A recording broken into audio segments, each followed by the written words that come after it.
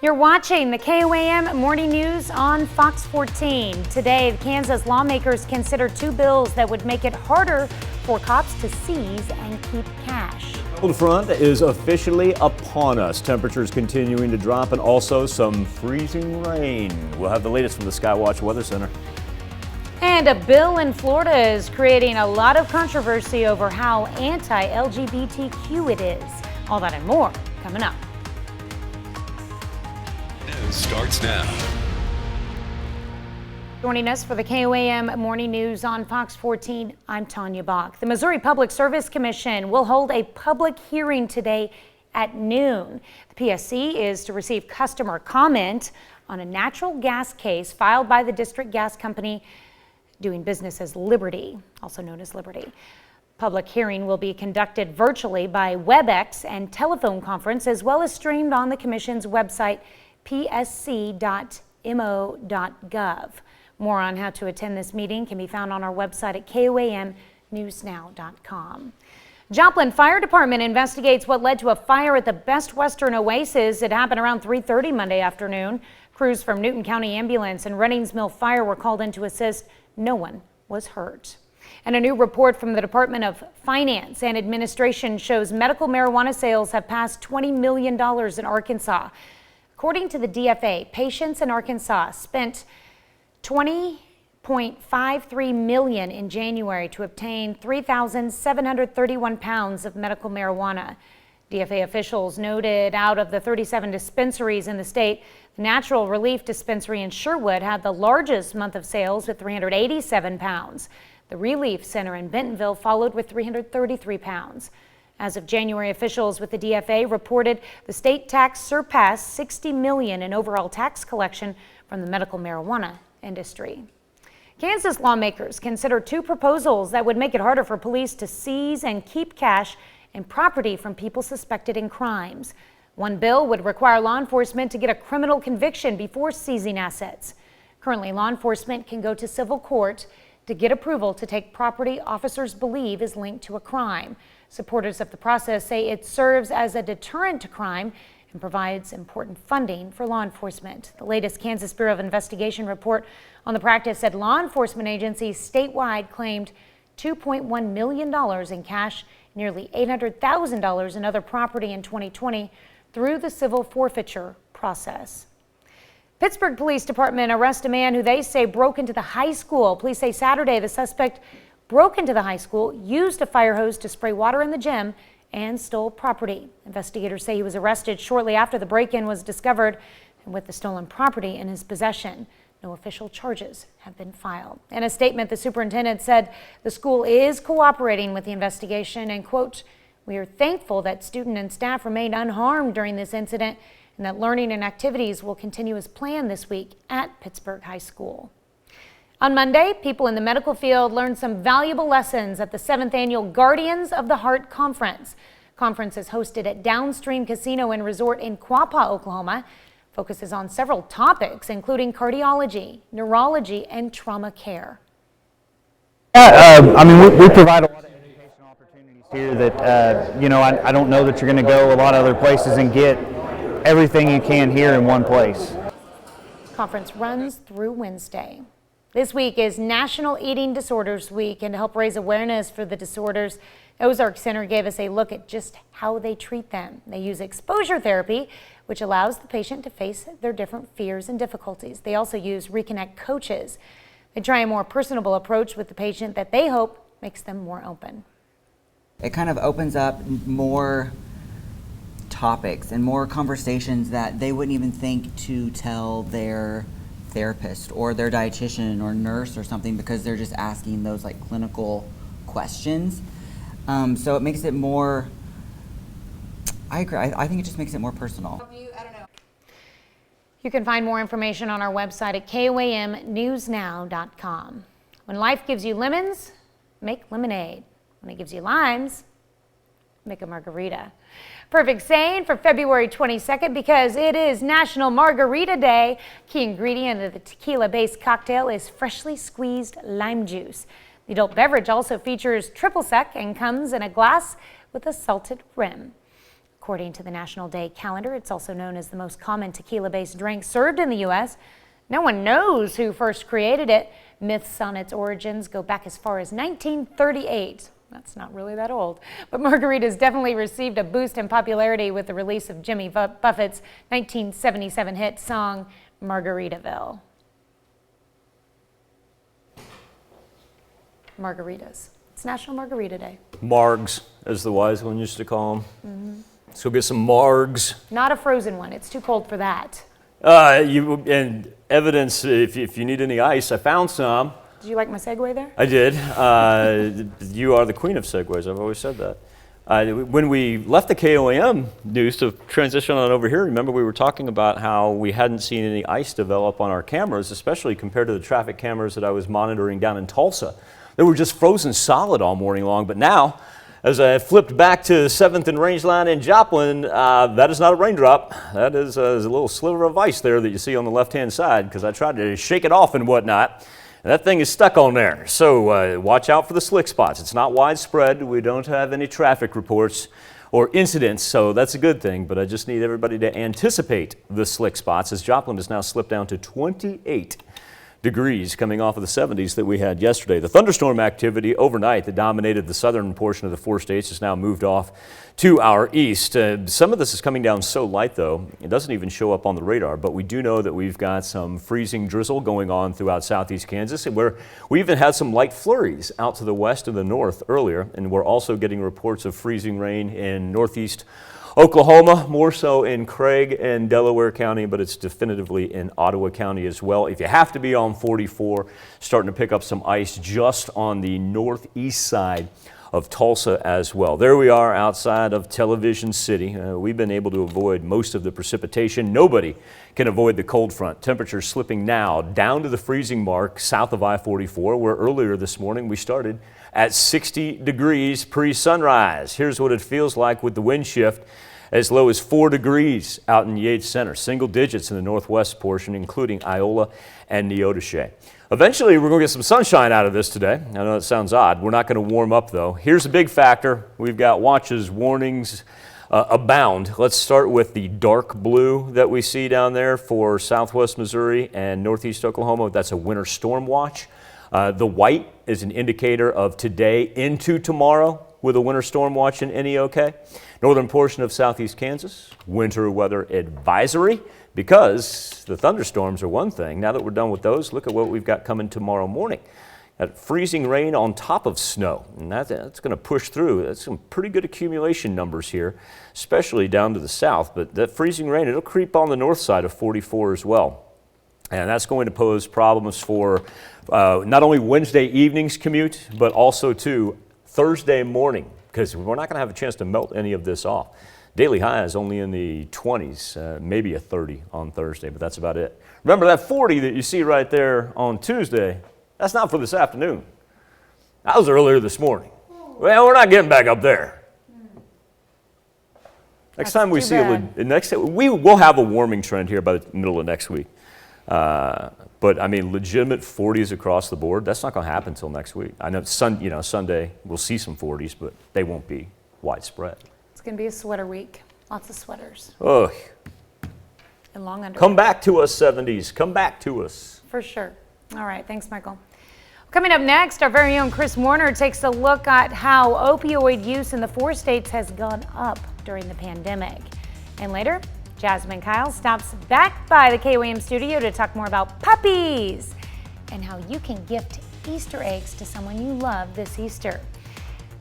You're watching the KOAM Morning News on Fox 14. Welcome. COVID-19 pandemic has turned many people's world upside down. While there is some semblance of returning to normal, there's still other stresses impacting people's lives. As a result, opioid overdoses are up nationwide. KOAM's Chris Warner spoke with the Ozark Center on what's being seen locally and what options are available for those struggling with addiction. 93,000. That's the number of overdose deaths nationwide in 2020, according to the National Institute on Drug Abuse.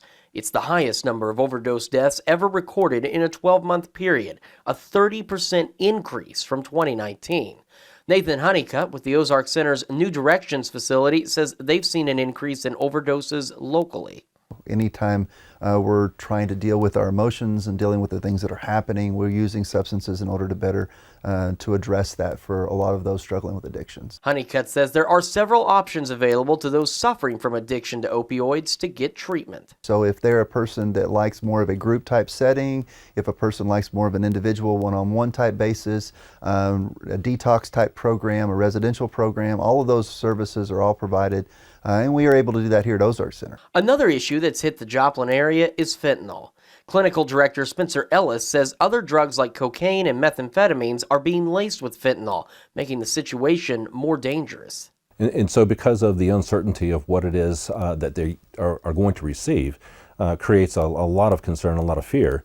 The fear of the unknown. Ellis says the opioid epidemic is impacting more than just the user. It's impacting their families. So the Ozark Center provides overdose education on how to use Narcan. But with the fentanyl addition, there's a new issue. Very unfortunately, one of the things we have found recently is that the use of the two-spray Narcan use may not be enough in and of itself to bump the fentanyl out of the opiate receptors. And so a lot of times it takes a double dose. Ellis says even with that complication, getting help sooner rather than later is your best option. In Joplin, Chris Warner, KOAM News. The Ozark Center is hosting a free event for those impacted by friend or family members' addiction this March, and we've got more information in this story over at our website at koamnewsnow.com. Astronomers are showing the world a view of space we have never seen before. NASA says this is an unprecedented image of a giant solar eruption. The eruption took place last Tuesday and stretched out over millions of miles into space. NASA and the European Space Agency's Solar Orbiter spacecraft captured the photo. ESA said it's the largest solar prominence ever observed in a single image that includes the entire sun. Solar prominence happens when the sun ejects a huge explosion of light, solar material, and energy into the cosmos. In this eruption, the flare traveled away from Earth. I guess that's a good thing. Yeah. I don't know. I didn't go to sun school. I don't know what happens if it goes towards Earth, but I'm glad you finished it off with that. Yeah, That is impressive. I don't think we ever want a solar flare just headed towards us. It'd be the basis for another movie, probably. No, it did like that. That was some pretty cool video right there. Armageddon. Not bad. All right, let's transition to what's not cool, is watching a frozen camera over 7th and Range Line. Earlier this morning, we started with just raindrops on it, and now we've gotten to the point where our temperatures have dropped down to 28 degrees, and with that thing being elevated, anticipate slick spots out on the road. It's not widespread. Department of Transportation pages still saying clean for the most part, but we already have additional reports coming out of southeast Kansas from earlier this morning that included freezing drizzle and even some snow flurries. And then looking at our traffic cameras as we proceed down I-44 toward Tulsa, a lot of those on the east side of Tulsa, those are just frozen solid right now. So I hope you don't have to be on the road. If you do, just give yourself a whole lot of time. Now, some of this is so light, it's not being picked up by the radar, but we are tracking anything that's coming in from the north right there. Thunderstorm activity that was impressive and still is for portions of Arkansas through the Boot Heel right now. They've got massive flooding concerns, really from the Red River up through portions of the tri-state area of Paducah, Kentucky, Illinois, and Missouri right there. They've got several rivers that are already over their banks. For us, we've been able to lift our flood watch that we had for southwest Missouri, and now we just concentrate on how cold it is. Look at that 35 degree drop throughout portions of southeast Kansas compared to where we were at 7:16 on Monday. We got all the way up at midnight. It was 68 degrees at Joplin Regional Airport this morning, 68. And here we sit at 28 degrees. There's the Skywatch storm tracker. Just kind of gives you an overall view of the snow throughout the upper plains, but also too how far to the southeast that cold front's been able to penetrate. Let's talk about what we've got coming up tomorrow, because that's where it gets a little interesting, as we've got severe weather statements, whether it be winter weather watches, winter storm advisories kind of spread throughout, because what's going to happen is we're going to find ourselves in the midst of some good old-fashioned snow and freezing rain. Really gets started in earnest tomorrow morning. kind of late morning there. It shouldn't affect. I think we get through our normal morning commute. But if you're leaving the door, say about 9:10, well, that's going to be a different idea of travel, because we're going to be entrenched in it by then. And then as we push into the afternoon hours, this will certainly affect the Wednesday evening commute as well as the Thursday morning commute, because our accumulation numbers that we're going to see anywhere from 10th to a quarter, push down southwest Missouri, perhaps even half an inch of ice. And that, folks, that is impressive when we talk about flat ice accumulation. 7-day forecast shows it sticks around. Not going to really get a chance to melt much of it, at least until we get to Saturday afternoon. We'll be back with more KOAM Morning News on Fox 14. Jasmine Kyle in the studio right after this. We take this time to honor this morning's four-state hero. James Rives, fireman first class, fought from December of 1945 to December of 1947, a native of Eanthum, Missouri. To James Rives, we thank you, this morning's four-state hero. Florida's House of Representatives scheduled to take up a controversial education bill that opponents have dubbed "Don't Say Gay." The bill would prohibit classroom discussion about sexual orientation or gender identity in public schools. Opponents say a new amendment to the measure will put vulnerable LGBTQ students even more at risk. Wendy Gillette with the story from New York. LGBTQ advocates protested over the weekend in Naples, Florida, as the state's House of Representatives prepares to take up a controversial parental rights and education bill.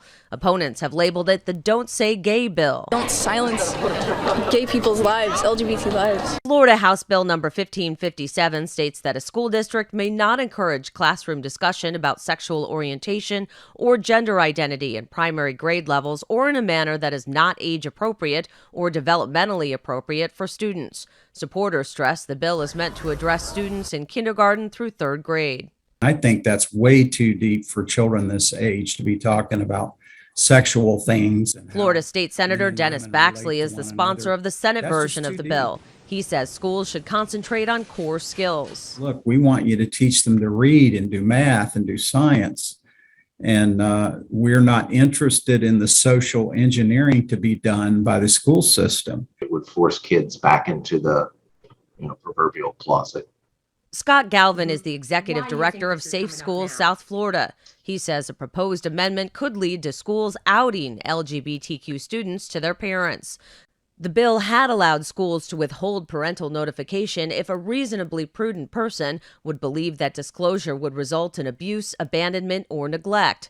But the amendment would require the school to disclose such information within 6 weeks.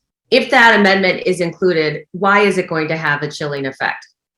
It forces kids to stay quiet at school, to not be their authentic selves. A recent study found LGBTQ students who reported their school to be LGBTQ affirming had 30% lower odds of being bullied in the past year. Wendy Gillette, CBS News, New York. Bill would also give parents the right to sue the school if they feel a school district is in violation of the legislation. Another half hour of news and weather on the way. Coming up, a life-changing wish came true for a teenager fighting a rare form of cancer. And a wolf study. That's right, a wolf study. You can see by the bottom line, evidently it was a success. You're watching the KOAM Morning News on Fox 14. We'll be right back. The four states' most watched news starts now. Welcome back to the KOAM Morning News on Fox 14. It's currently 7:34. Let's take a look at today's top stories. Missouri Public Service Commission will hold a public hearing today at noon. The PSC is to receive customer comment on a natural gas case filed by the district gas company known as Liberty. Public hearing will be conducted virtually by WebEx and telephone conference, as well as streamed on the Commission's website, psc.mo.gov. You can find more on how to attend the meeting on our website at koamnewsnow.com. Joplin Fire Department investigates what led to a fire at the Best Western Oasis. It happened around 3:30 Monday afternoon. Crews from Newton County Ambulance and Redding's Mill Fire were called in to assist. No one was hurt. Pittsburgh Police Department arrests a man who they say broke into the high school. Police say Saturday the suspect broke into the high school, used a fire hose to spray water in the gym, and stole property. Investigators say he was arrested shortly after the break-in was discovered with the stolen property in his possession. No official charges have been filed.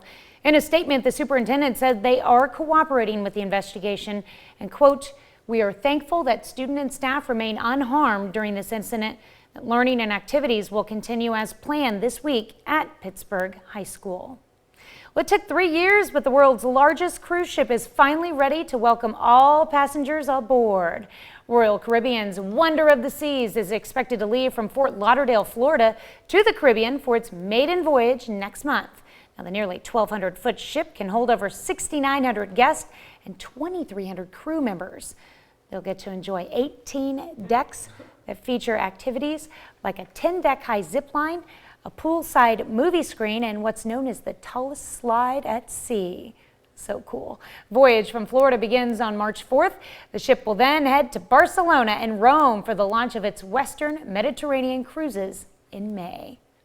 I don't know, I harken back to all those cruise ships that got stuck out there because they couldn't get into port when this whole thing started. I don't know if I'm ready to get back on one. Hey, but that would be a fun cruise ship to get stuck on, though. It As long wouldn't as be it's bad. not windy. It wouldn't be bad When as we long went as on our cruise, it wasn't me and 20,000 of my closest friends. The slide part, well, see, that slide actually goes underneath. The slide we went on our cruise was like up on the top, so it had no cover from the wind, and it was so windy. Oh, I didn't think about that. Like, it was so windy, one day they closed the slide down. Really? It wasn't even safe, yeah. And the slide just drops you right in the ocean, right? Mm-mm. Oh, that's not how that works? Oh, my bad. That takes all the fun out of it. That's pretty cool. All right, Tanya, look at the big difference here in tower cameras. This is I-44 at mile marker 18. Look, it's smooth sailing, right? Looks great. And remember, it's all about kind of the direction that the lens is facing. I usually keep this one to the west-northwest. That is 7th and range line. Here, let me back up here. That's iced over right there. And elevation-wise, those two cameras are about similar in nature, but I want everybody anticipating some slick spots out there. As the cold front is upon us and we are still getting some light freezing drizzle. Look at all the teens that we got through southeast Kansas. Everything below I-44 now dropping below the freezing mark as well. Earlier this morning at midnight, we were at 68 degrees at Joplin Regional Airport. My goodness. Now that the thunderstorms have passed off to the east, everybody even in the natural state bracing for that cold front. As far as what we've got here at home, we're already planning for, well, I hope you're planning for Wednesday morning, because what's going to happen, we're going to combo some good old-fashioned freezing rain for late Wednesday morning into Thursday morning and snow on top of it. And we'll be talking about anywhere from 1/10 of an inch the farther north you go, all the way to almost 1/2 an inch of ice for the southern portions of southwest Missouri. It's not going to melt anytime soon. Look at those cold temperatures all the way into the weekend. We'll be back with more KOAM Morning News on Fox 14 right after this. This morning on the KOAM News Now Facebook page in our morning Insta poll, crazy things that teenagers do. Guess you had that gang right there.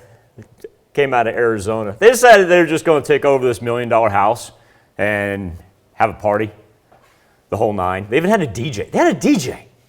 Not only that, how do you even get that many people to a house party? What in the world? Anyway, kids told the neighbors that they had permission to do so. Neighbor called their bluff because he knew his neighbor had the house for sale. Police didn't seem to take it all too seriously, which infuriated the neighbors, saying it only gives them the impetus to do it again. Our question for you, craziest thing you did as a teen. Right now, 32% of you said didn't wait till you were 21. 32% of you said, wash my hands of this. I did nothing. 20% of you said that may have partied every now and then. Appreciate everybody's engagement each and every morning on the KOAM News Now Insta poll. A dream comes true for a Hawaiian teen battling a rare form of cancer. It was not a vacation or expensive gaming system that he wanted from Make-A-Wish, but a piece of heavy equipment to start his own business. Dylan Anshetta with the story. That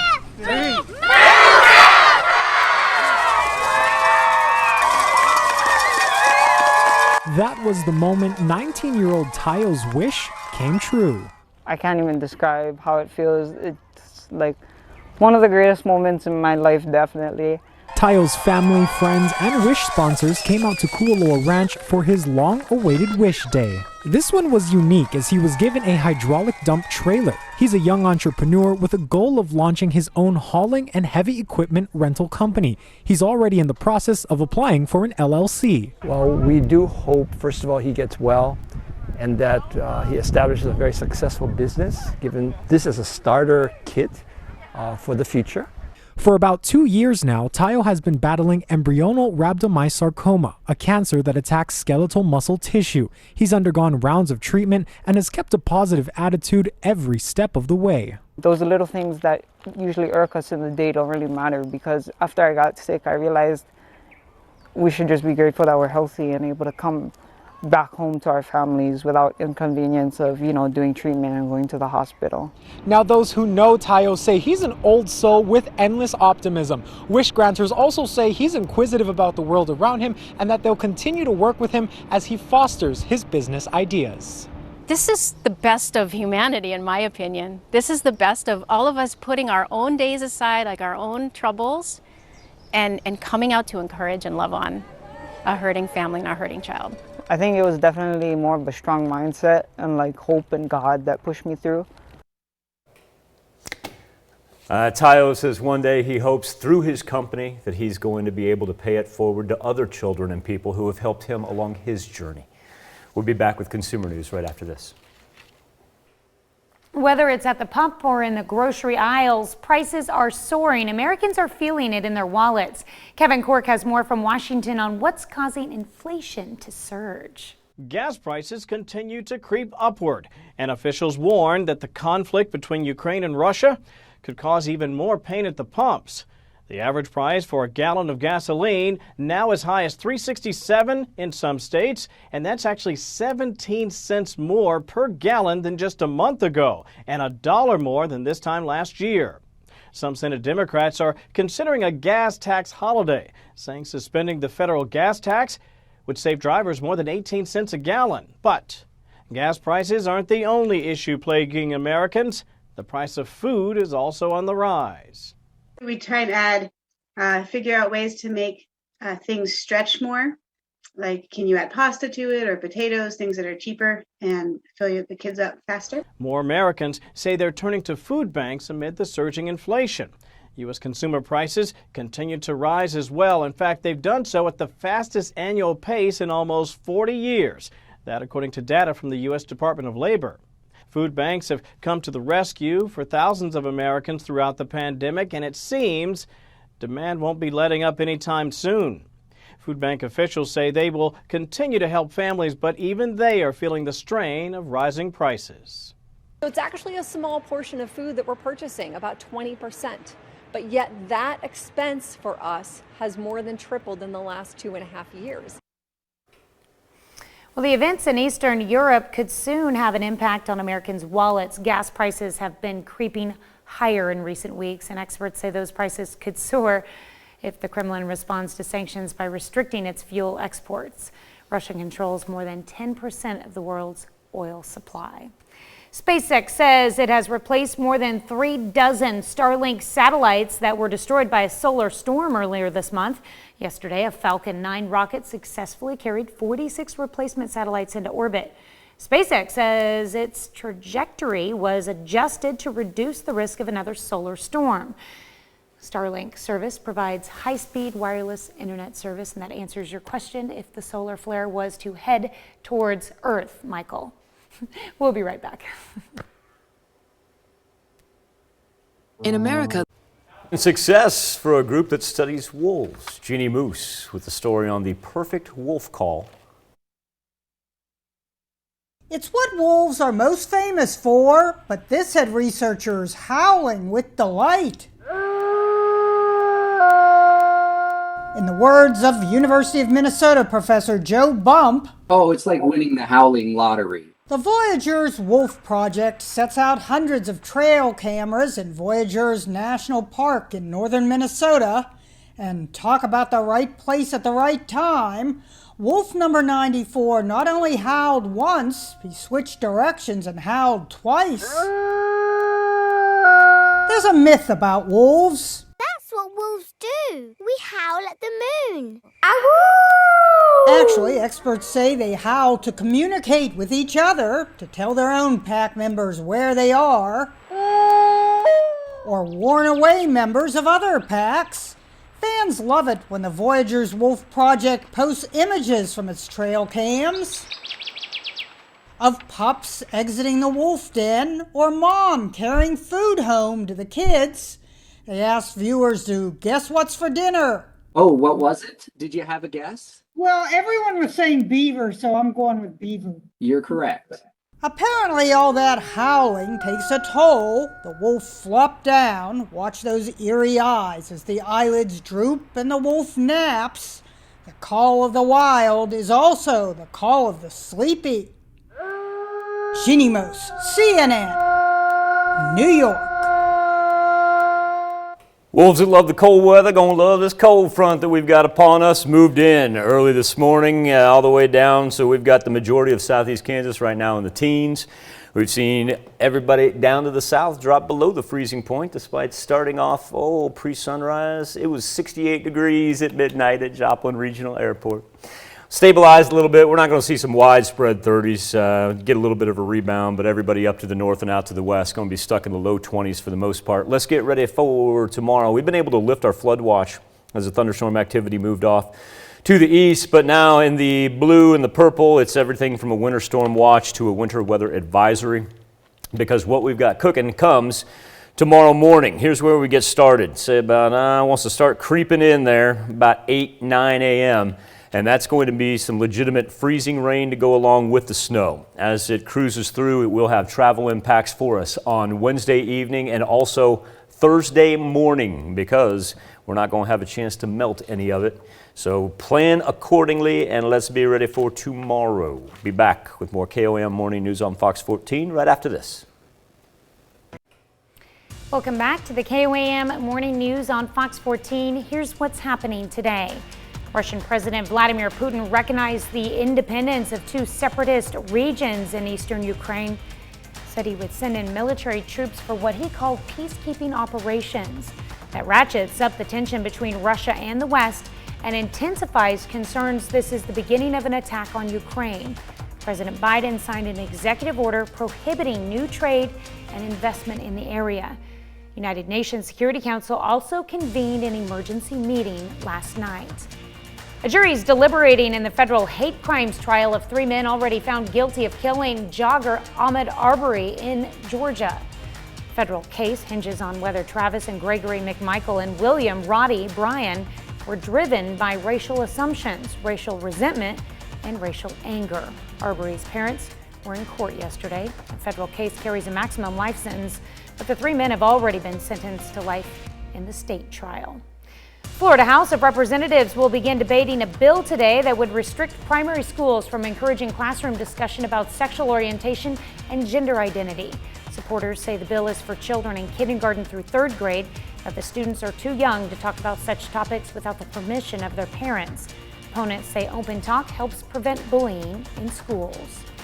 Let's check in with Michael for the final look at your forecast. Anticipate slick spots out there, not widespread. Traffic reports weren't too bad. That tune will change tomorrow morning as legitimate freezing rain begins to develop out to the southwest, works through, combo that with snow, and we'll throw in some sleet as well, as it will stick around all the way into Thursday morning. Researchers believe they may have found the answer to healing the current social divide. Music. A recent study from the University of Cambridge suggests music could play a role in overcoming divisions across the globe.